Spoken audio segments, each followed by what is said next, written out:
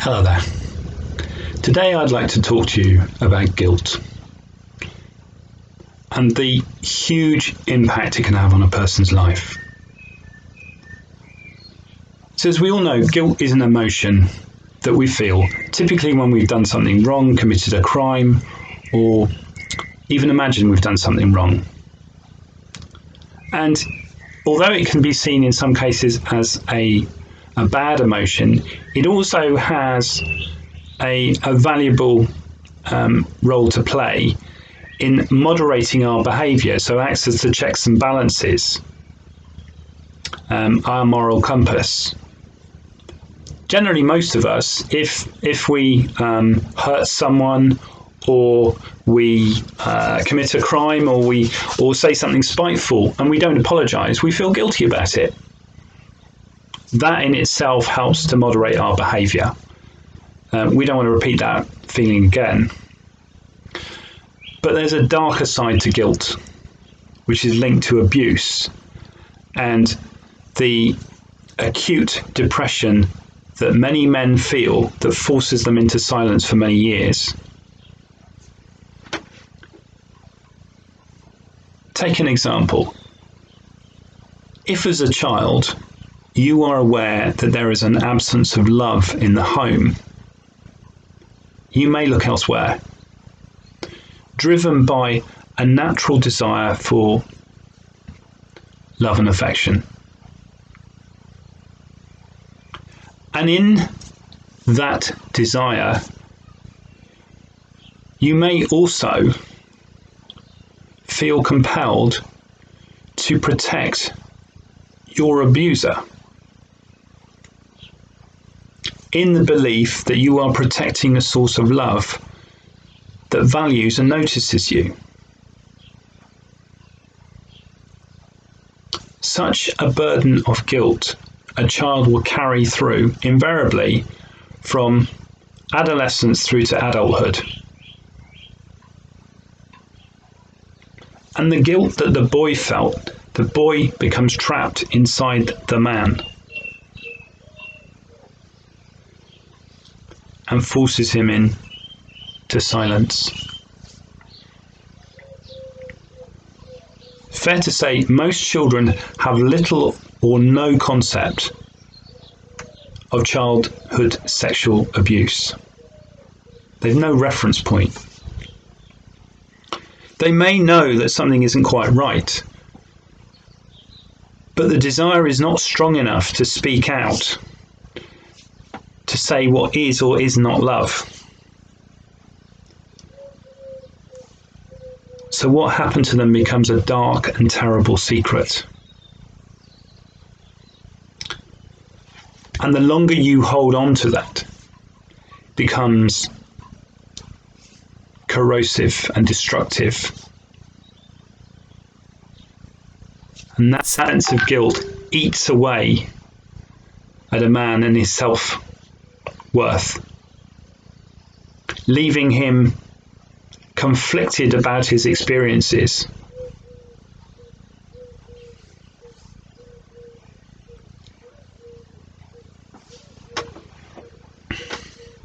And losing his sense of self.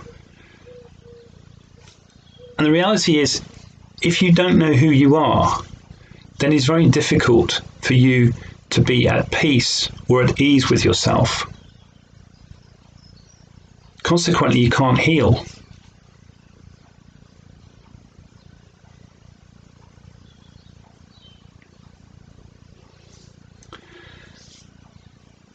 So what happens? Men allow the sense of guilt to build, to grow inside them, and they stay silent and the pressure gets greater. They find that their work and home life is affected, relationships are strained and difficult, and men are haunted by memories and flashbacks and thoughts that they deserved or even encouraged the abuse.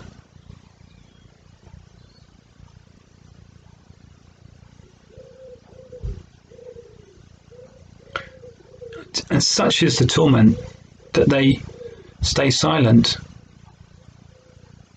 But in doing so, what you do is you relegate yourself to living in the shadows. The silence imprisons you. You become emotionally distant, physically isolated.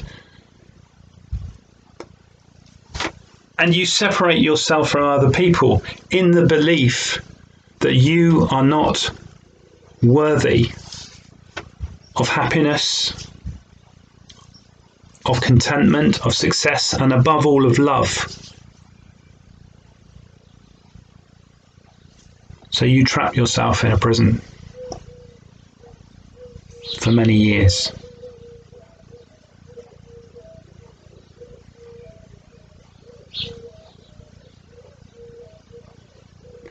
If you are going to let go of the pain and the guilt of the past, the misplaced pain and guilt of the past,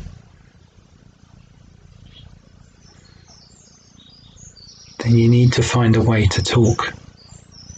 I know this is incredibly difficult to do, but there is no chance of healing unless you open up.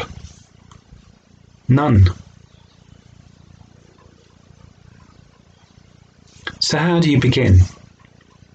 Well, look, I want to give you 3 techniques that I'd like you to go away with and try. First is this. We all have an inner story that shapes our identity and our sense of self. And in situations as we've described here, we're looking to reframe that story. The most effective way, probably the most effective way of reframing a story and making it stick is by saying it out loud. And what you are doing is you are taking it out of your head and you are giving it space to breathe and the energy to build. And this is what you can say.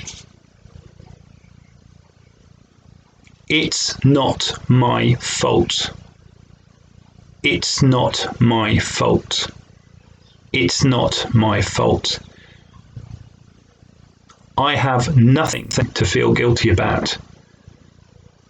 This is not my burden to carry. This is not my burden to carry anymore. This is not my burden to carry anymore.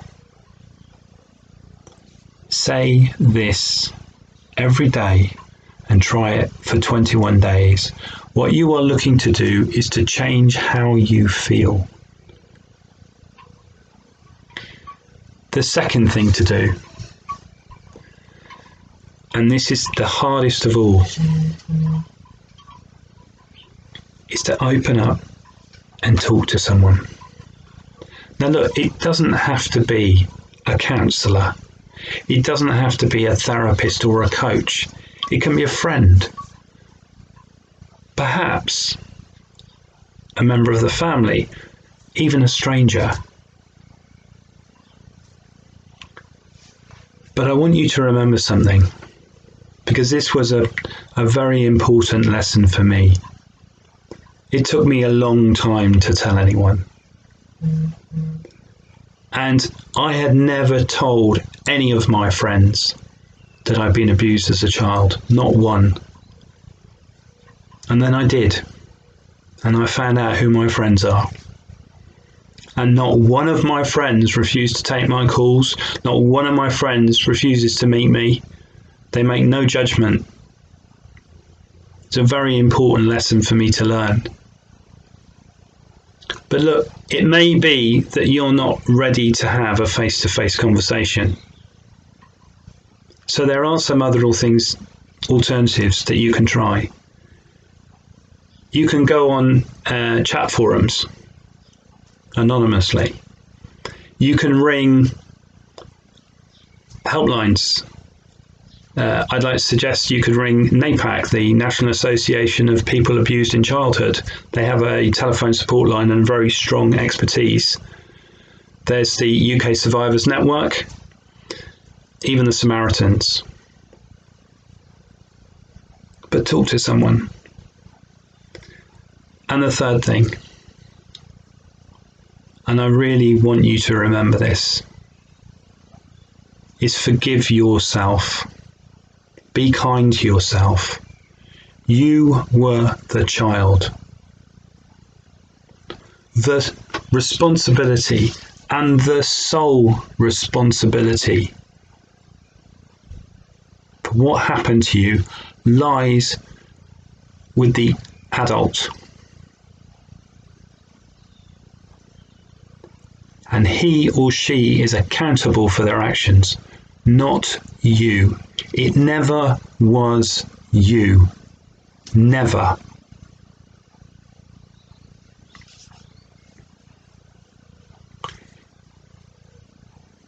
If anything that I've said in this video resonates with you, then please try some of those techniques.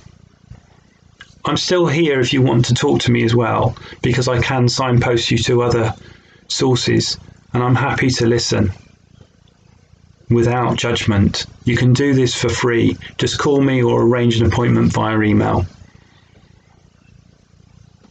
And if you liked this video, please share it and please like it. It is so important that we get men to open up and talk about pain like this. As my good friend Andy Bishop said, it's not weak to speak. Now, he runs Man Gang, which is doing incredible work. Not weak to speak. So be kind to yourself. Take care, and I'll see you soon. Bye for now.